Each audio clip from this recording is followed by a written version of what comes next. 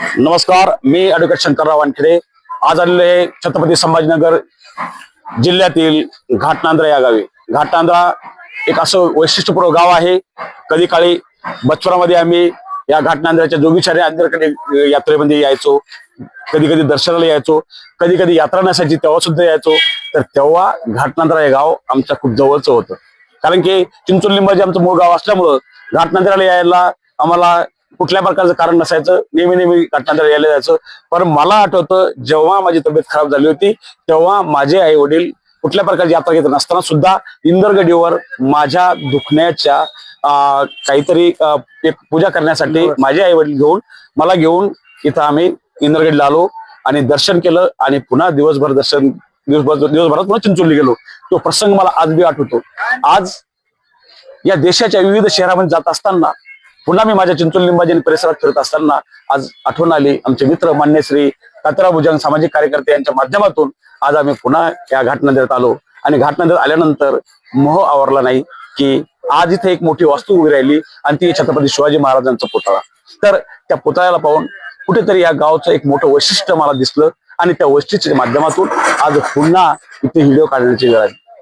पूर्वी आम्ही इथे येऊन गेलो, इथे व्हिडिओ काढला, पण तो माझ्या मनाला भाषेली चांगला वाटेल असा नव्हता, त्यामुळे तो काही सोशल मीडिया टाकला गेला नाही। पण आज नक्कीच घाटनांद्रा गावामध्ये जेव्हा माझा बचपना इथं मला जागृत झाला, एक काळ असा होता 1987, 1988, 1989, 1990 या 4 वर्षामध्ये मी काही वेळेस या गावामध्ये क्रिकेट खेळायला सुद्धा आले असेल, कारण की बचपनामध्ये क्रिकेट खेळायचो आणि त्या टायमाला असं वाटायचं कुठेतरी सगळं काही एकदम सोपं आहे। आणि जेव्हा माझी टीम मी घेऊन जेव्हा मी त्या टीमचा कॅप्टन असायचो आणि मी माझी टीम घेऊन मी पायी चिंचोलीहून घाटनांद्राला यायचो, क्रिकेट खेळायचो, पुन्हा पायी इकडे जायचो, कारण की तेव्हा आज बी अशीच परिस्थिती आहे, आज बी इकडे जास्त वाहनं नाहीये आणि तेव्हा बी अशी परिस्थिती, तेव्हा इथे वाहनं जास्त नव्हते।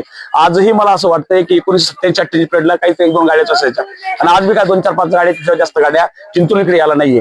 तर मित्रांनो, जेव्हा कुठे आपल्याला आपलं अस्तित्व दिसतं, आपलं बचपना दिसतो, आपली जिंदगी दिसते, ती आपल्याला सोशल मीडियावर टाकायची असते। आणि म्हणून मित्रांनो, ॲडव्होकेट शंकरराव वानखेडे हे युट्यूबवर सक्रिय असल्यामुळं देशातील विविध शहरात फिरत असताना माझ्या बचपना आणि माझं जिंदगी ज्या ठिकाणी आहे मला ते सुद्धा माझ्या युट्यूबवर टाकायचं आहे। आणि म्हणून मित्रांनो, आपण सर्वजण या देशाचे नागरिक आहात आणि आपल्याला माहिती आहे हा देश हा डिजिटल इंडिया झालेला आहे आणि जर डिजिटल इंडिया झालेला असेल तर आपल्याला सुद्धा या देशाच्या सगळ्या ज्या काही गोष्टी असतील त्या आपल्याला आपल्या डिजिटल इंडियाच्या माध्यमातून या देशाच्या शेवटच्या नागरिकांपर्यंत विकासाची गंगा घेऊन जायची आहे। आणि त्यापैकी एक आज सोशल मीडिया आहे। सोशल मीडिया हा इतका स्ट्रॉंग आहे, परंतु याचा प्रचार प्रसार कमी झाल्यामुळं किंवा प्रचार प्रसार चांगल्या प्रकारचा नाहीये, निगेटिव्ह प्रचार प्रसार असल्यामुळं नागरिकांना महाराष्ट्रातील खास करून महाराष्ट्रातील बऱ्याचशा ज्या राज्य आहेत त्यांच्यापर्यंत हा सोशल मीडिया गेलेला नाहीये। म्हणून मी महाराष्ट्राच्या नागरिकांसाठी मराठीतून या सोशल मीडियाच्या माध्यमातून मी माझं मन व्यक्त करतोय की कुठेतरी या जीवनामध्ये तुम्हाला जर कधी यशस्वी व्हायचं असेल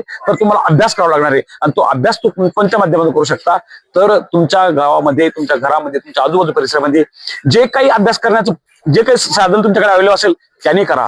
नसता तुमच्याकडे आज अँड्रॉइड मोबाईल आहे, आज तुमच्याकडे ऍपल मोबाईल आहे, आज तुमच्याकडे एक मोबाईल आहे, त्या मोबाईलच्या माध्यमातून तुम्ही जगातील कोणतीही गोष्ट सहज त्याच्यामध्ये शोधू शकता, त्या तुमच्या भाषेत वा इंग्लिश मध्ये वा तुम्हाला जी भाषा येत असेल त्या भाषेमध्ये।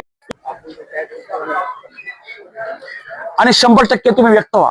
जोपर्यंत तुम्ही मोबाईल वापरणार नाही तोपर्यंत तुमचा अभ्यास होणार नाही, तुम्हाला कळणार नाही तुमच्यामध्ये काय गट्स आहे आणि जे गट्स तुमच्यामध्ये असेल ना ते गट्स मांडण्याची तुम्ही तयारी ठेवा आणि ती शिकण्याची आणि शिकवण्याची तयारी ठेवा। जोपर्यंत तुम्ही शिकणार नाही तोपर्यंत तुम्हाला येणार नाही आणि जोपर्यंत तुम्ही शिकवणार नाही तोपर्यंत लोकांना कळणार नाही, नागरिकांना कळणार नाही। नागरिकांना कळू द्या की तुमच्यामध्ये काय अस्तित्व आहे, तुमच्यामध्ये काय गट्स आहे, तुमच्यामध्ये काय गुण आहे ते तुम्ही शिकवू शकता। आणि आज तुम्हाला ते शिकवण्यासाठी कुठल्या शाळेची गरज नाहीये, तुमच्याजवळ मोबाईल आहे, त्या मोबाईलवर तुम्ही व्यक्त करू शकता आणि तुमच्यातले ते सुप्त गुण आहे तुम्ही नागरिकांपर्यंत पोहोचू शकता। नागरिकांचं त्यातून खूप काही भलं होणार आहे। तुम्हाला जर काही छोटी गोष्ट येत असेल आणि त्यातून जर काही नागरिकांचा फायदा होत असेल, या देशवासियांचा फायदा होत असेल, तुमच्या भाषेतून त्याला मांडण्याचा प्रयत्न करा आणि नागरिकांपर्यंत पोहोचवा। तर ही सोशल मीडियाची ताकद आहे आणि ताकद तुम्ही तुमच्या लोकांना ग्रो करण्यासाठी, तुमच्या लोकांना मार्केटमध्ये आणण्यासाठी, तुमच्या लोकांना शिकवण्यासाठी वापरू शकता। हे निगेटिव्ह तुम्ही याच्याकडे निगेटिव्ह बघू नका, पॉझिटिव्ह बघा। सोशल मीडियाचे युट्यूब असो, फेसबुक असो, इंस्टाग्राम असो, यावर भयंकर शिकण्यासारखं आहे।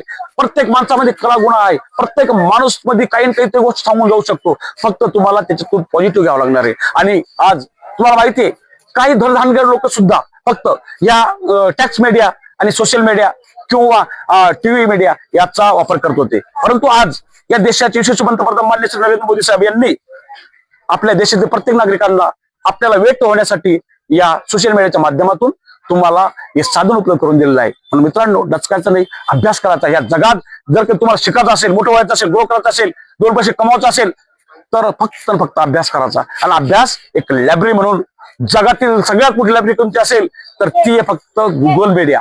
गुगलवर लायब्ररी आहे. गुगलवर प्रत्येक गोष्ट तुम्हाला, प्रत्येक कायदा, कोणत्याही जगातील कोणत्याही देशाचा कायदा असो, जगातील कोणत्याही देशाची कोणतीही गोष्ट असो ती तुम्हाला गुगलवर भेटू शकते. म्हणून वापर करण्याचा प्रयत्न करा. जोपर्यंत तुम्ही वापर करणार नाही तोपर्यंत तुम्हाला येणार नाही. आणि डचकून राहू नका. कोणत्या माणसाकडे पाहून तो माणूस त्याच प्रकार असेल अशा प्रकारची माणसं कोण मनात ठेवायची नाहीये. तुम्ही जोपर्यंत त्याला समजत नाही तोपर्यंत तुम्हाला कळणार नाही. कारण की बघा, उंटावून शेळ्या राखणारे लोक खूप जास्त आहे, पण प्रॅक्टिकल करणारा माणूस आहे ना हा जिंकणार असतो, यशस्वी होणार असतो. तुम्ही जर कधी काम करत असेल 8 घंटे काम फक्त तुम्ही जेवणापुरतं मर्यादित जाऊ शकता. 12 घंटे काम करताना तुमच्याकडे सोशल लाईफ येऊ शकते. पण जेव्हा 18 घंटे काम करशाल, 16 घंटे काम करशाल ना, या जगातील लक्झरीस लाईफ तुमच्याकडे असेल आणि तुम्ही ते लक्झरी माणूस असेल. म्हणून काम किती घंटे करायचे तुम्ही ठरवा. सहज जीवन जगायचं असेल ना तर 8 घंटे जीवन जगा, 8 घंटेच काम करा. पण चांगलं जीवन जगायचं असेल, लक्झरी जीवन जगायचं असेल तर काम करा. कामातूनच तुम्हाला सगळं भेटणार आहे. या जगामध्ये फुकट काहीच भेटत नाही. या जगामध्ये काम करणाऱ्या माणसाला किंमत आहे. जो काम करतो तोच मोठा होऊ शकतो. ज्याच्यामध्ये काम करण्याची क्षमता आहे त्यालाच या जगामध्ये कुठेतरी मान सन्मान आहे. आणि तो आपल्यापैकी एक त्या स्टेजवर असतो. कोण असतो तो? कधीतरी आहे ना, तो आपल्याच वर्गात असतो. आणि आपल्याच वर्गातला आपल्यापैकी एक त्या स्टेजवर जाऊन बसलेला असतो. त्या स्टेजचे आम्ही गर्दीचे भागीदार असतो. फक्त स्टेजचे असतो. का असतो की आम्ही जेव्हा विकास करत असतो, जेव्हा आम्हाला डेव्हलप व्हायचं असतं, जेव्हा आम्हाला अभ्यास करायचा असतो, तेव्हा फक्त आम्ही काय करत असतो, आम्ही याच्याकडे पाहून लाजत असतो.